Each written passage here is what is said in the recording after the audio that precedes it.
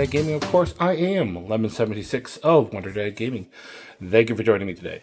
Got a new PICTEK mouse. We did a review on a different wired one a while ago. Then we did a cable mod on that particular mouse. Well, I did get reached out by the company, and they decided to send me some more.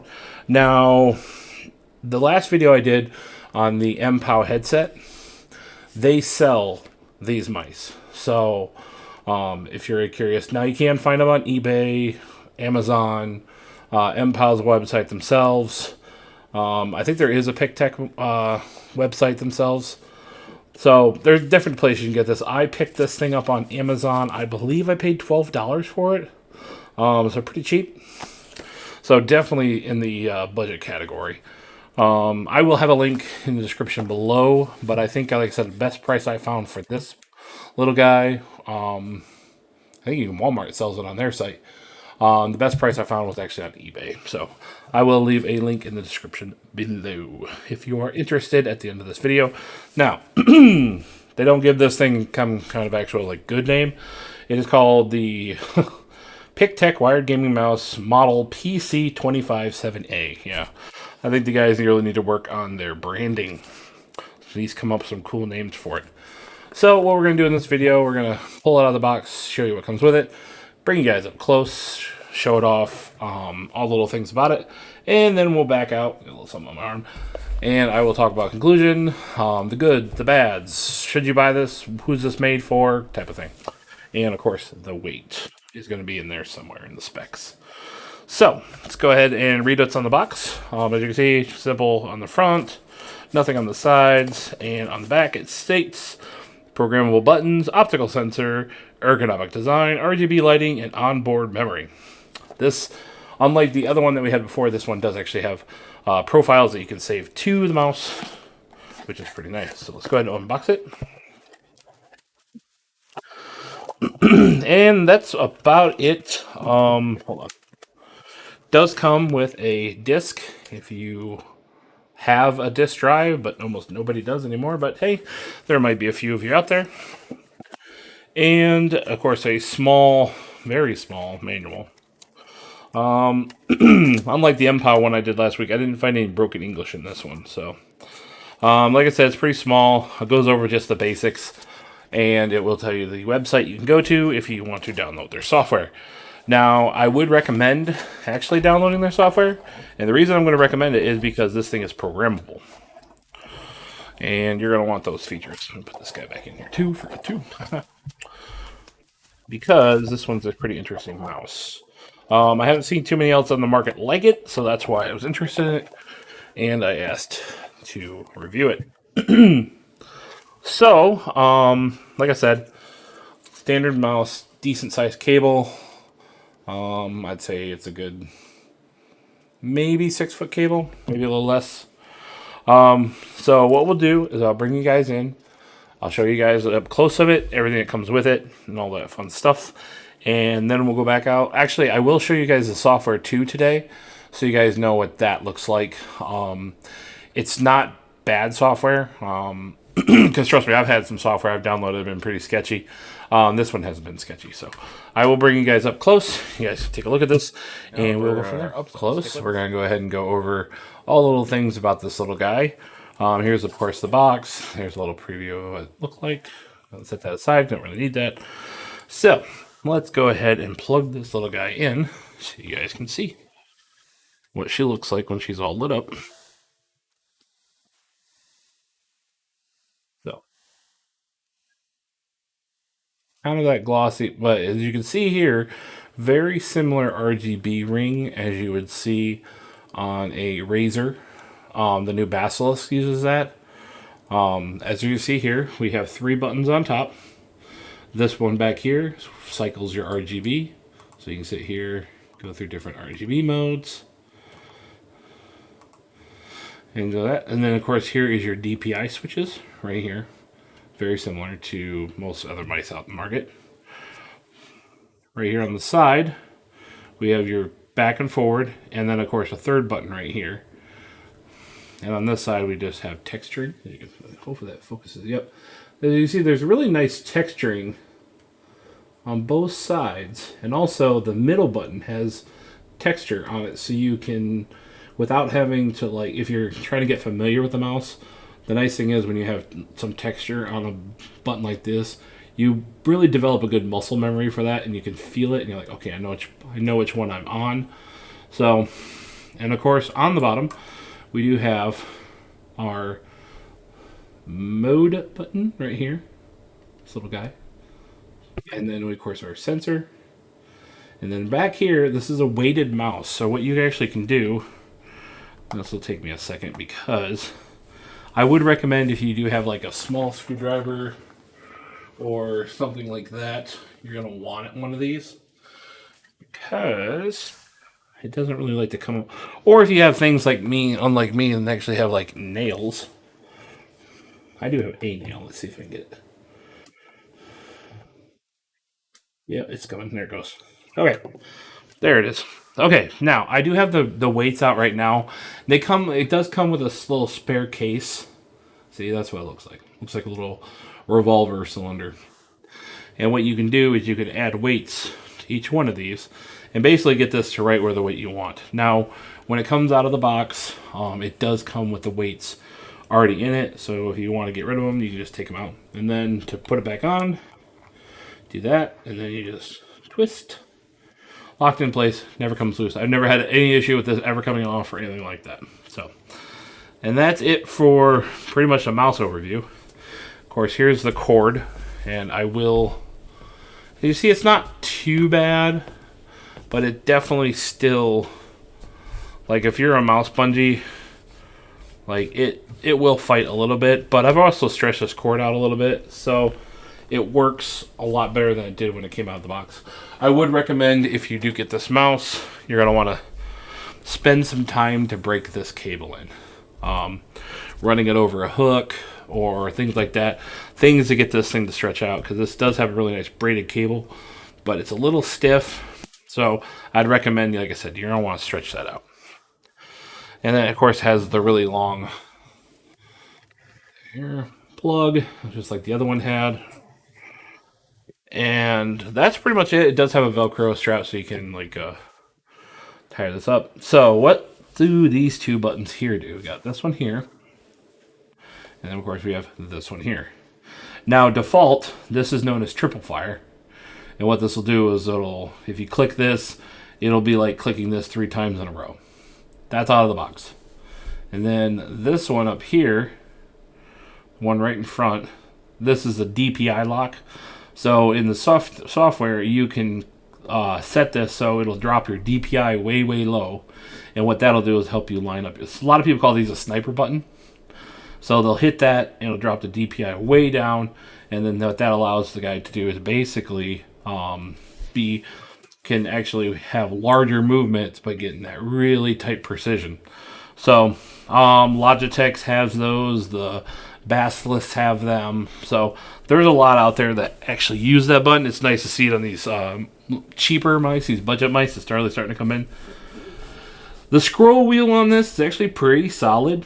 There's very little side-to-side flex on it, and it actually does have a pretty nice index. It's probably one of the better scroll wheels I've actually used on a budget mouse. So it's actually pretty nice.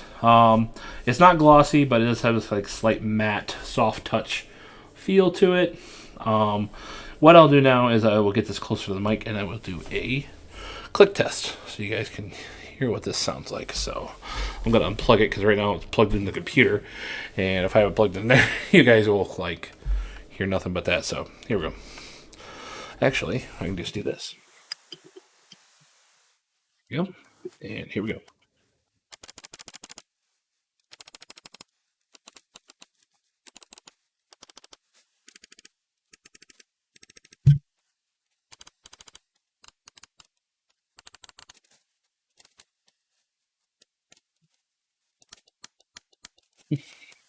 Okay, so that is a quick, basically, example of how this thing sounds when you are So that's what it sounds like. I think it's really nice. It has some really nice solid clicks. There's not a lot of pre-travel, and there's very little post-travel with this mouse. So all in all, I would say definitely the quality of this mouse is pretty solid. It's definitely punching above its weight class, especially for the price. Again, I paid like $16 for this, 16, 12, one of the two. And this is definitely on par to compete with mice that are in the $50 category. So it's nice to see companies coming up with these pretty solid mice and not having very little issue with them. The sensor on this, standard optical sensor, I haven't had any issues with it. I've had no problem with tracking or anything like that whatsoever. So very, very solid. So what we're going to do now is we are going to go ahead and go back to the computer, and we're going to look at the software, and then of course we'll do conclusion, and then we'll wrap this video. We're going to take a look at the software. This is known as the T18 software. Like I said, you can totally download this on the website. Like I said, it's in the link. It's not in the link. It's in the manual that comes with it. Or if you do have a disk drive, you can use that little CD that came with it and install this. So this is the software that you get. As you can see, there's 10 different buttons that you can actually adjust, reprogram, and things like that. And then on top of that, you have 2 separate modes that you can switch between. So that little button that's on the bottom, you can save these to that mode and then switch on the fly. Unlike, more expensive mice that have like 5 or 6 profiles that you can save to it, this one only has 2. But again, this is only a $16 mouse competing with $50 mice. So, we got left, right button, middle, Q. Now these 2 here, that's this one and this one. These are the side ones. There's a side one, and then there's that one. I've actually programmed to these. And of course, we have forward, back, DPI plus, and then we have switch effect, which is the RGB, basically being able to fix or switching the RGB on the fly. And of course, over here, we do have full DPI control. So what you actually do is you can go in here and set what each color represents. So this is the way I have it set up currently. This is what I pretty much use. Now to actually change something, we'll go ahead and click this one. So then you can actually click it to another function on the mouse or a macro. So you can make macros. You can disable the button altogether. You can have it switch DPI. You can have it set for multimedia, or you can also have it lock to DPI. So while you're holding it, that button will, while you're holding the button, your DPI will be locked at whatever setting you set it for. So that's what DPI lock is. And of course, you have macro editor. I do not mess with macro editor. Yes, I've had comments before. Why don't I go more into the macros? Because honestly, I don't deal with them. It's just not something I do. I'm not going to, if you're interested in macros, try it out for yourself. Give it a shot. If you like it, do it. If you don't, I don't care. That's up to you. But now also over here, you can actually decide how many DPI levels you want. You can just by clicking them on and clicking them off like that. Pretty simple. Of course, we got lighting. We can do all the different, you can even shut them off, reactive, all these different settings. And then of course the speed, the direction, mouse parameters, so sensitivity, scroll wheel, all that stuff. Of course, polling rate, I do have it set. It does come out of the box at 1,000 hertz polling rate. So I just leave that right there, and I just went through and reprogrammed that one and reprogrammed that one. And that's pretty much it. That's pretty much a quick look at the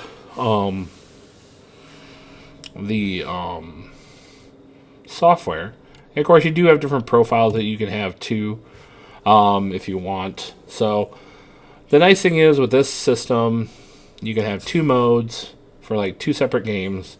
Have the program, have them save right to the mouse, and you don't ever need to start this program up. You can just leave it off. You can do it one time and then delete it if you want to, but then if you want to change it again, you have to re-download it. I'd say download it, use it, put it away when you're done using, just leave it off when you're not using it. And then when you want to edit something on the mouse, just start it back up and bam, here you go. So, well, let's go ahead and back out to a conclusion and we'll wrap this video up. So stick with us. While we're back from showing off the software, let's talk about the pros and the cons of the mouse. So I'm just going to start with the cons because I usually feel that's there's fewer cons than there is pros. So I'm just gonna start with it. I would say the first pro or first con I have for this particular mouse is the cord. The cord isn't that great. Just like I did with the other PICTEK mouse, I feel that this would be a better experience if you had a cable more similar to the cable I did the mod on. But if you do not want to actually change out the cable, there is a trick to get this so it kind of lightens up on you. It's pretty simple. You just basically, I put it on like a little hook and hung it up for a little while. And what that did was it stretched this cable out. Because before, when it gets packaged up, this thing will stay up in a curl for like the longest time. But if you hang it up for a while, it straightens itself out, and it's much easier to work with. But with a mouse bungee and stuff like that, it still tried to fight me. So this would definitely be one of those mice I would do the cable mod on. If you're interested in that video, I'll leave a card up there for that. Very similar design to the other one that I did, the Ergo design. So that's pretty much the con I have. Other than that, I don't really have many cons for this particular mouse. I like the weight, even though it is a little on the heavier side. I find I'm a little more controllable with this, especially when I'm playing something like Battlefield or Call of Duty. I can really hold more like Battlefield, because Call of Duty I'm more for twitch shooting, but this thing is great for like a game where you want to kind of hold and get more steady aim. I like the additional buttons, the one up here, and of course one right here.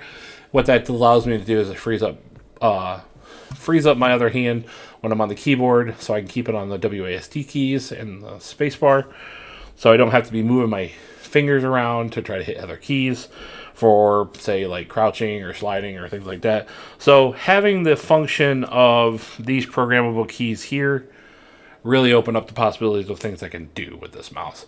And of course the adjustable weights. Like I said, I don't know where those weights are, but basically it's pretty straightforward and simple.